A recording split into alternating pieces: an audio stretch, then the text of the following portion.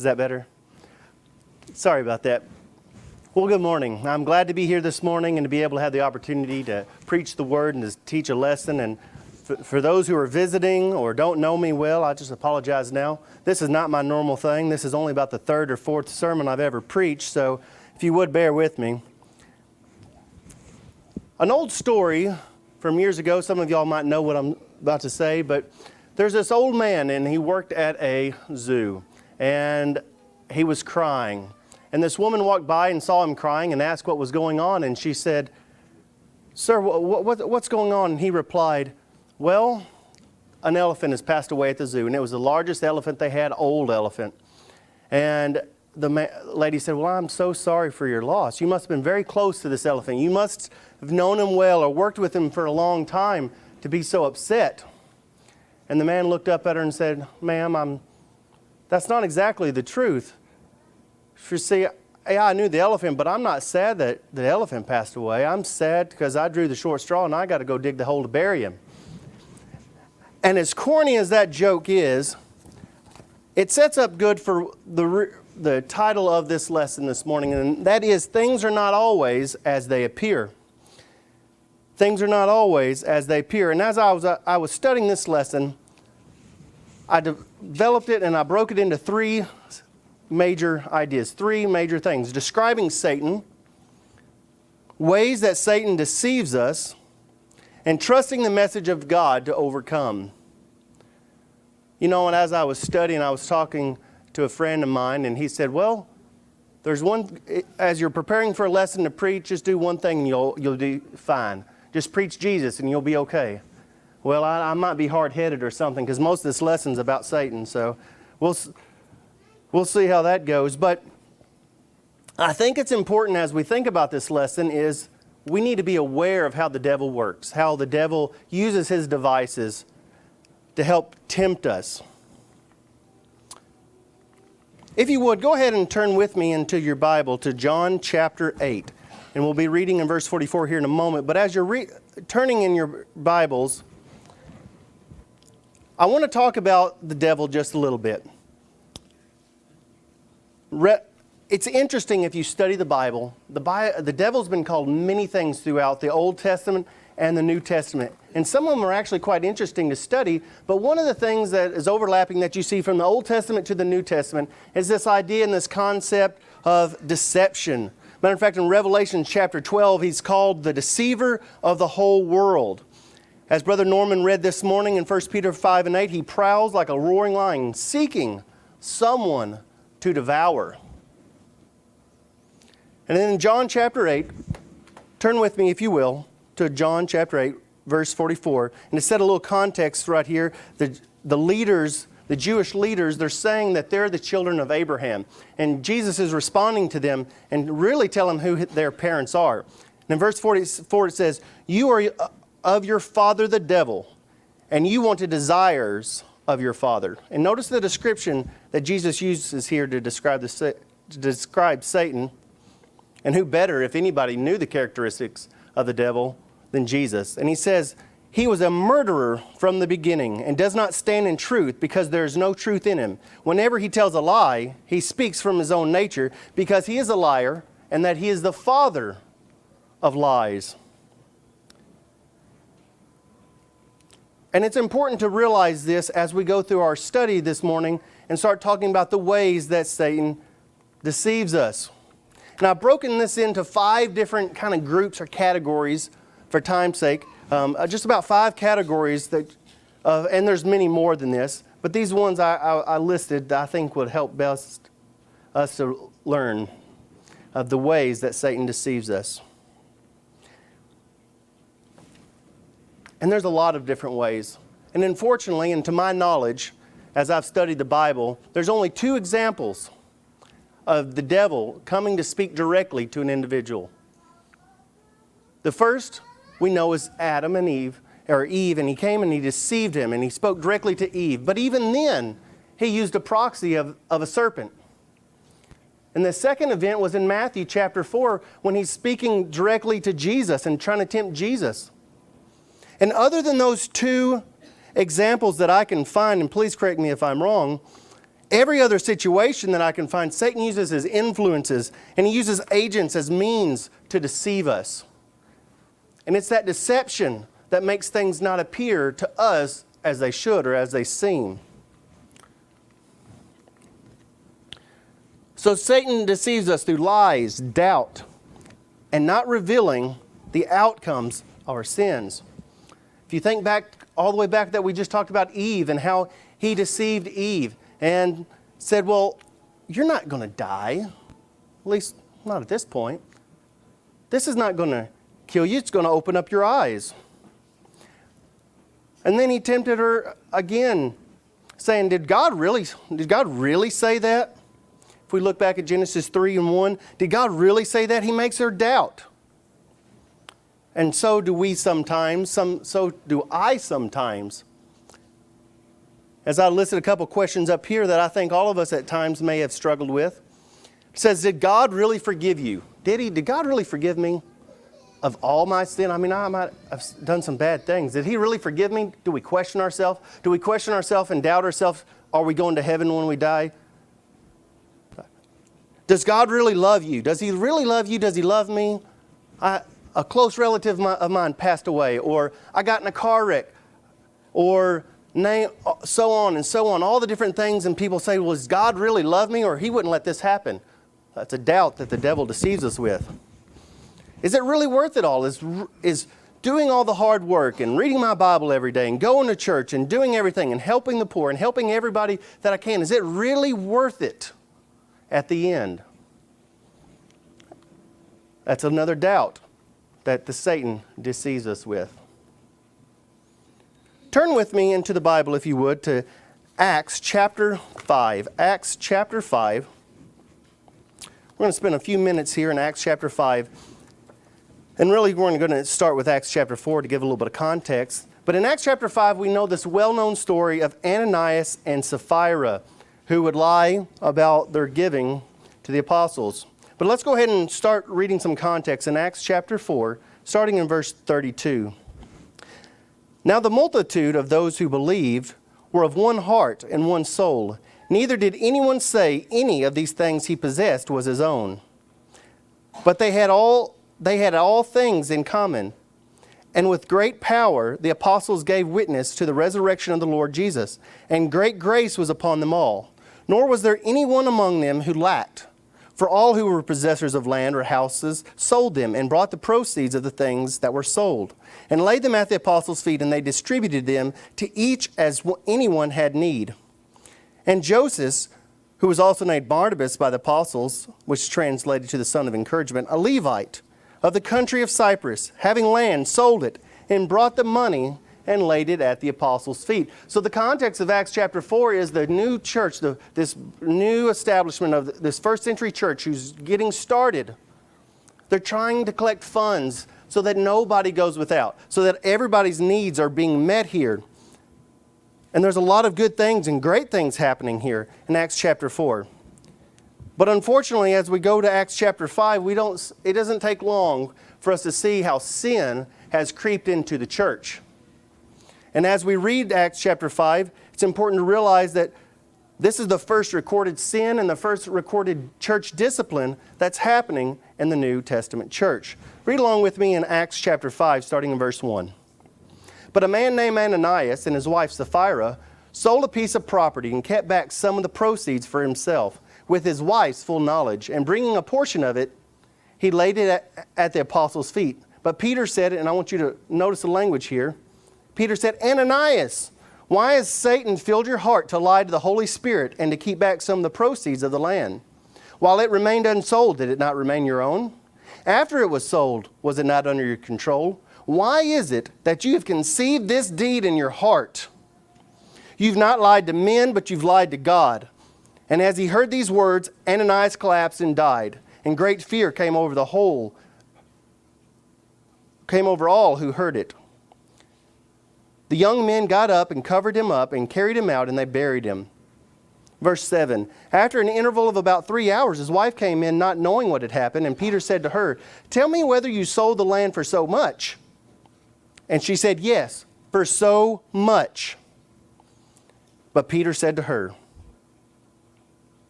How is it that you have agreed together to test the Spirit of the Lord? Behold, the feet of those who buried your husband are at the door, and they will carry you out. Immediately she fell down at his feet and breathed her last. When the young men came in, they found her dead, and they carried her out and buried her beside her husband. And great fear came upon the whole church and upon all who heard of these things. The sin of Ananias and Sapphira, like I said, was one of the first recorded of the New Testament, but it served a purpose.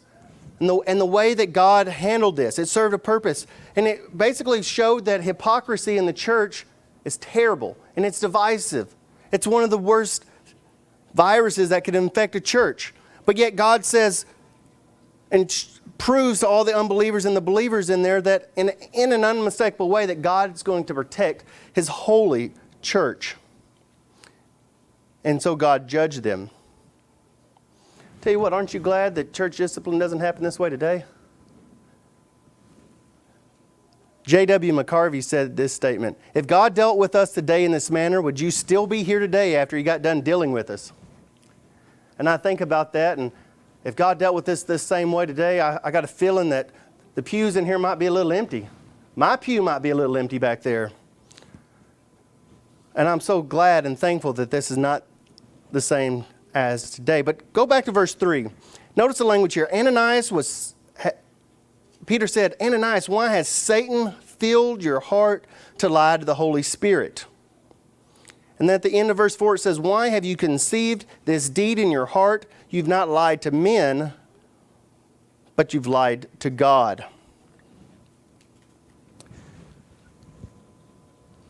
As we think about this, why did he do this? Why did Ananias and Sapphira do this? What was their point? See, they wanted to appear as something that they're not. They wanted to be in the world and of the world, but still appear as a Christian. They wanted to keep back a portion of the money. And here's the point I wanted to make here, because sometimes I think we read this and we think, well, it was their land. And the sin here is not about the money. It's not about the money or the land and the selling of the land or even giving something at the apostles' feet. It's the sin here is that they were lying about it. They wanted to be seen as Barnabas in Acts chapter 4 of giving these great gifts and get all the glory and the honor and the praise and all the attaboys that look how good I am, but then keep part of it and lie about it and still be looking at a Christian. And it's that divisiveness that was sickening to God that brought on God's judgment. They tried to deceive everyone, but in reality, the only one they deceived was themselves. And likewise, the only one we can deceive is our own selves as well. We're not going to deceive God by our actions.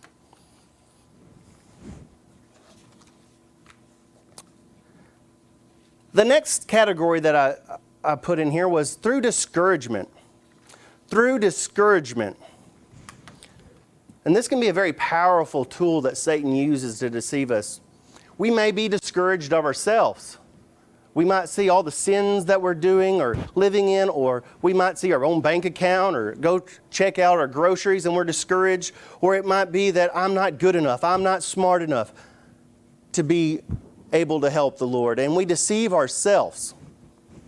Another way that we deceive might be that we are discouraged by the ungodliness of the world. We turn on the news and we see all the bad things going on. We go to Walmart, we see all the evilness that's there, and all the people and all the sin and the filth that surrounds us each and every day. We go to work and we see what's happening and the lies and the deceit and the greed. And we become discouraged because of everything around us and all the ungodliness. We may become discouraged by our brethren.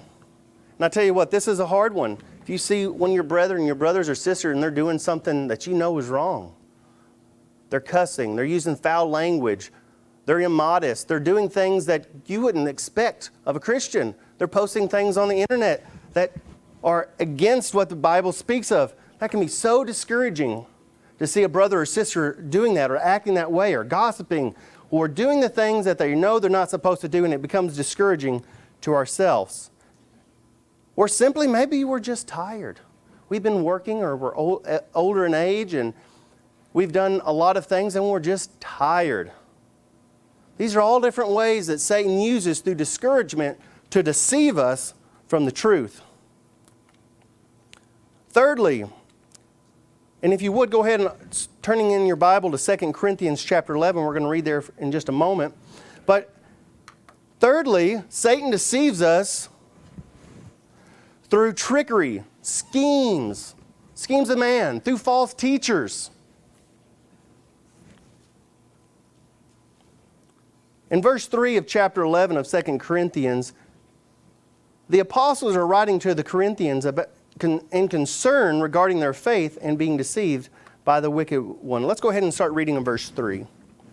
But I am afraid that as a serpent deceived Eve by his trickery, your minds will be led away from sincere and pure devotion to Christ. For if one comes and preaches another Jesus, whom we've not preached, or you received a different spirit, which you have not received, or a different gospel, which you have not accepted, this you tolerate well. For I consider myself not in the least inferior to the most eminent apostle, but even if I am unskilled in speech, yet I am not so in knowledge. In fact, in every way, we have made this evident to you in all things. And let's skip down to verse 13 where we see this warning that they're writing to them and saying. In verse 13 it says, For such men are false apostles, deceitful workers, disguising themselves as apostles of Christ. And it's important to note here that they might be preaching and teaching, but it's not in truth. And it's important to note that these people that are out there preaching, they have an agenda. They have an agenda. Verse 14 says, No wonder. And no wonder that these false preachers happen. No wonder that people fall victim to these lies and this deceit. Verse 14 it says, For no wonder, for even Satan himself is disguised as an angel of light. Therefore it is not surprising if his servants also disguise themselves as servants of righteousness, whose end will be according to their deeds. You're talking about deception. The devil can deceive and make him and disguise himself as an angel of light. But we got to be on our toes. We got to be ready. We got to be understanding the war that we're fighting because he's very deceptive. Our fourth category in the ways that Satan deceives us is he makes sin look appealing. He makes it look appealing. We go back all the way to Genesis. We've talked about that multiple times here this morning, about how Satan tempted Eve. He made that fruit look good. And the promises and what was going to happen looked good. It looked appealing. We could talk about sexual sins and how those look appealing to man. Or the abuse of alcohol or drugs or greed or money or entertainment. We could go on and on about all the ways that Satan deceives us to make things look appealing. Well, that just looks too good to be wrong, right? We've heard that before. Our fifth category this morning that I want to discuss is through the influence of others and pressure. If you would, turn with me to Luke chapter 22. And we're going to spend a few minutes looking at this chapter. Luke chapter 22. And if you follow along with me, I think it'll be pretty clear that there's a variety of forms that Satan can use to deceive us and the people around us. And read along with me starting in verse 31. And if you remember what's going on right now, and you've got Peter, and he's very overconfident, you could say, about what his actions and his abilities. In verse 31, it starts by saying, Simon, Simon, behold, Satan has demanded to sift you men like wheat. But Jesus, speaking here, answers and replies, But I have prayed for you, that your faith will not fail, and will not fail you. And when you have turned back, strengthen your brothers. So Jesus is saying, this is about to happen. I know this. Satan is of the spiritual realm. Jesus of the spiritual realm. He knows what's happening. He knows the devil's desires. And he's trying to warn them. And he's warning Peter, saying, look, this is about to happen. Satan's already is out there, and he's about to sift you like wheat. You're going to fail. You're going to give in to Satan, is what he's saying here. And I know it. But look, I'm praying for you that when you do make that mistake, that you come back to me and that you'll use those examples after you've fallen and use those to your advantage to teach others. But we have Peter here in verse 33, and it says, "But he said to him, Lord, I am ready to go with you both to prison and to death." He's overconfident. And I think he's probably pretty sincere in this when he's saying this. He says, "I'm ready to go with you both to prison and to death." But he said, "I tell you, Peter, the rooster will not crow today until you have denied me 3 times that you know me." And I'm not sure if just Peter didn't have enough trust in the Lord to listen to him the first time, or if he was just so overconfident in his own abilities. But the Lord was praying for him, knowing what was about to happen. But let's see how the devil did it. Let's see how the devil tempted and the situation that led to this denial. All 3 denials, that is. Skip down to verse 54.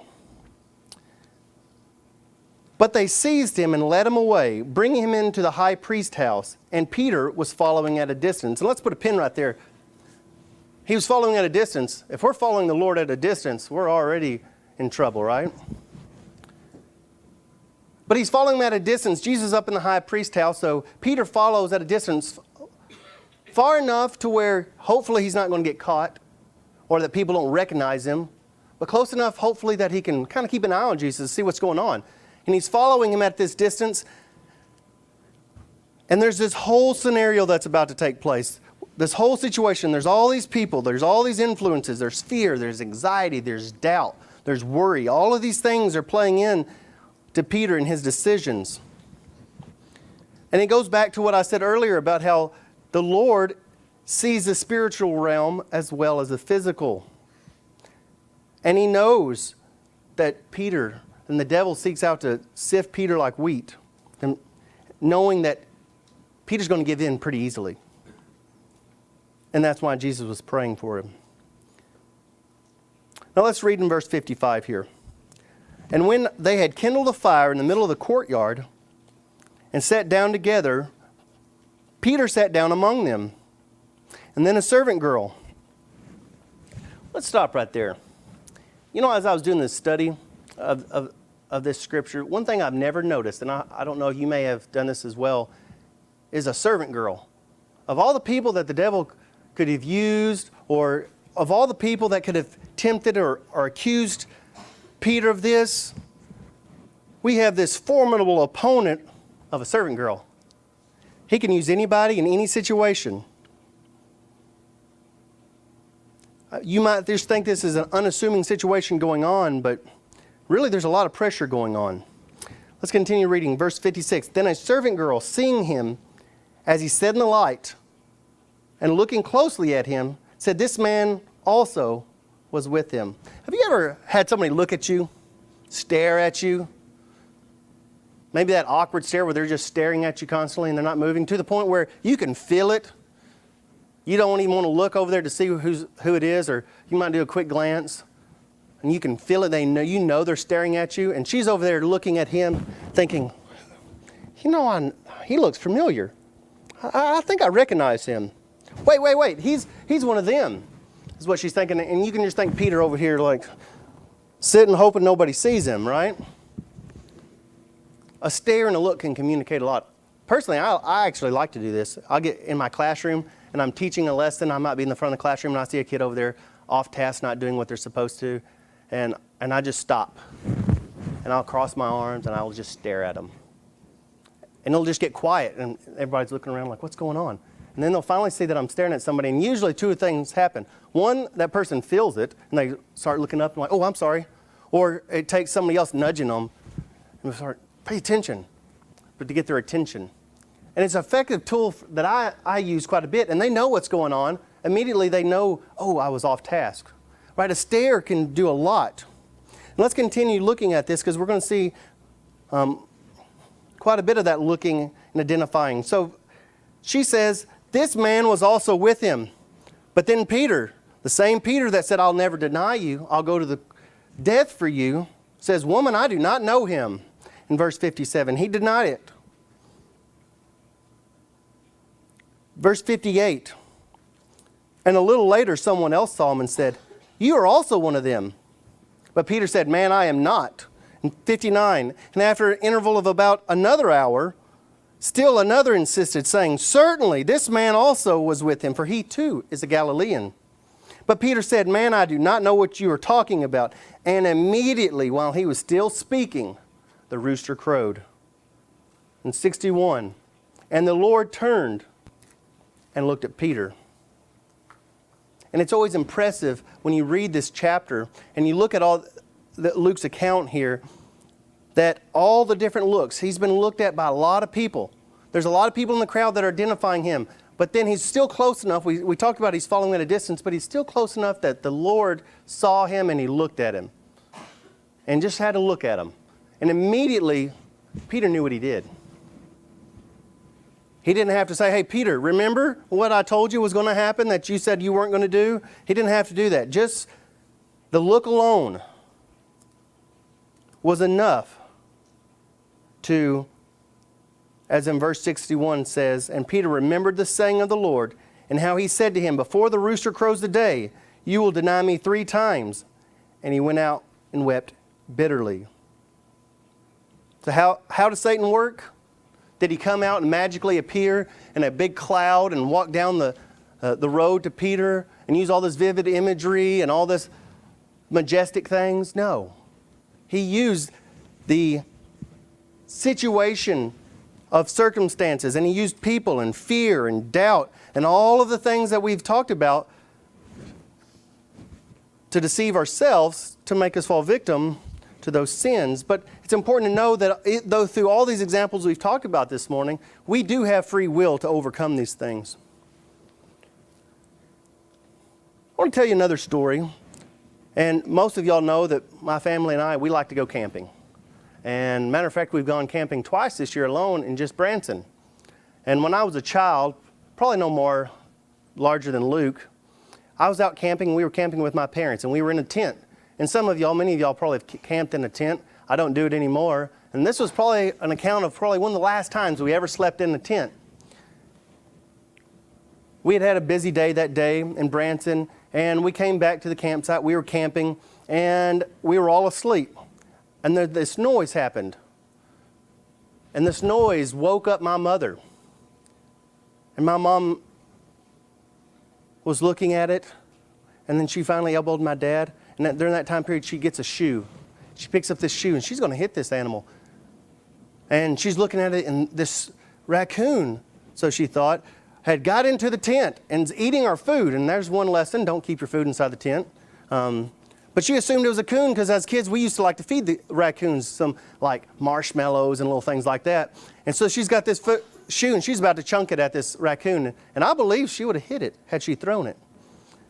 But somehow she wakes up my dad. I was still asleep.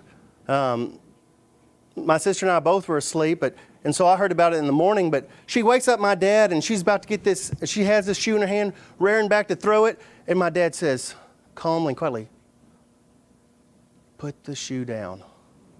Don't throw the shoe. Be still. Don't move." And my mom was like, "Wait a minute. No, it's eating the food. That's breakfast in the morning. Let's get this thing out of here."